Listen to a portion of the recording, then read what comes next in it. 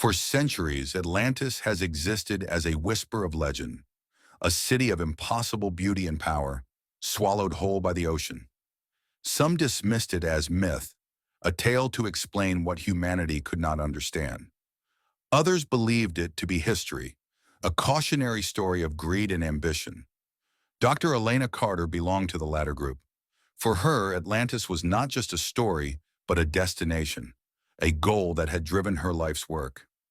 Now, deep beneath the ocean, in a remote corner of the Atlantic, her journey was about to reach its climax. Elena's submarine cut through the darkness, its lights revealing only glimpses of the ocean floor.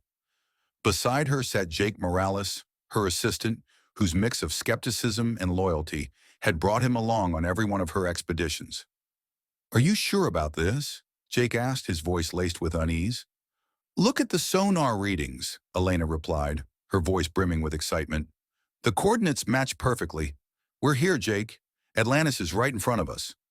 The sonar's rhythmic ping revealed a massive structure ahead. As the submarine approached, it became clear. They had found a colossal gate, its surface etched with intricate symbols glowing faintly, as if waiting for something or someone to awaken it. Elena stared at the gate, her heart racing. The symbols were unlike anything she had ever seen. Ancient, beautiful, and alive with an energy she could almost feel. "It's incredible," she whispered. "These carvings, they predate every known civilization. This isn't just Atlantis. It's the origin of everything we've ever known." Jake, less enthralled, glanced nervously at the controls. "Yeah, and it's also giving me the creeps. Are you sure it's a good idea to touch this thing?" But Elena's curiosity had already taken over. With a steady hand, she guided the submarine's robotic arm toward the gate.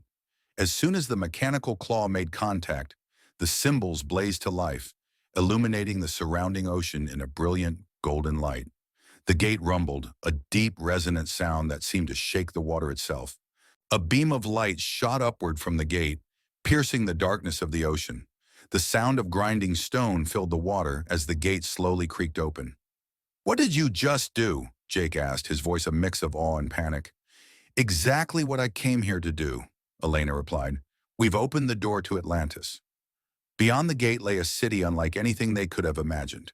Towers of crystalline material stretched toward the ocean's surface, glowing faintly in hues of gold and blue.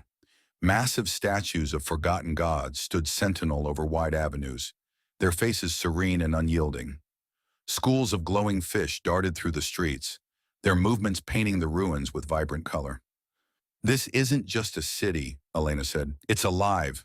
As the submarine moved deeper into Atlantis, they approached a central plaza dominated by a massive glowing crystal suspended in midair.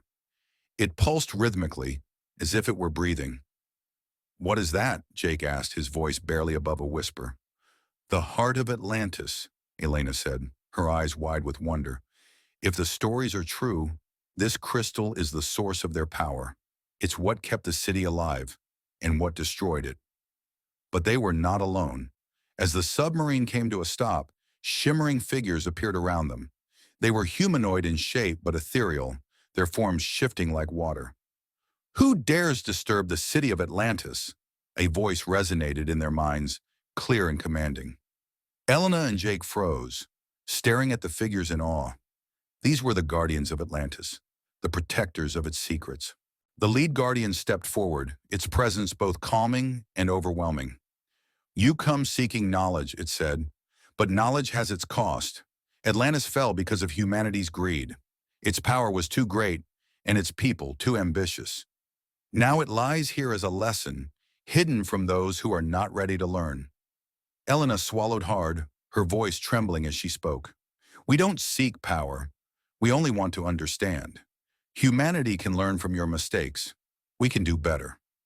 The Guardian's eyes glowed brighter, and for a moment silence filled the chamber. Then it gestured toward the crystal.